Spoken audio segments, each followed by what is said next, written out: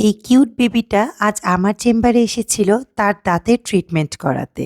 আমি ওকে দুষ্টুমি করে বলছিলাম, তোমার কি ভয় করছে? দেখুন সে কি কিউট করে মাথা নেড়ে বলছে না। দেন আমি ওর পারমিশন নিয়ে আমার ট্রিটমেন্ট প্রসিজিওর শুরু করে দিলাম। মাঝে মধ্যে দুষ্টুমি করে বাবুটাকে বলছিলাম, তোমার সাহস কতটুকু? সেও কিন্তু মজা করে দেখাচ্ছিল যে তার সাহস অনেক। প্রথমে আমি বাবুটার দাঁতের ক্যাভিটি থেকে ইনফেক্টেড টিস্যু রিমুভ করে দেন গর্ত ফিল আপ করে দিলাম, অর্থাৎ ফিলিং করে দিলাম। এই ফিলিং করা দাঁত দিয়ে বাবুটা কিন্তু এখন নিশ্চিন্তে খাওয়া দাওয়া করতে পারবে স্থায়ী দাঁত না ওঠা পর্যন্ত।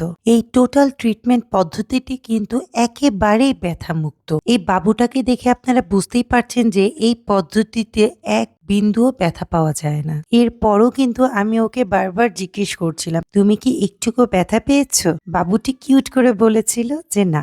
বাবুটা মাশাল্লাহ মাশাল্লাহ মাশাল্লাহ অনেক কিউট ছিল। আজ এ পর্যন্তই। সবার সুস্থতা কামনা করে আল্লাহ হাফেজ।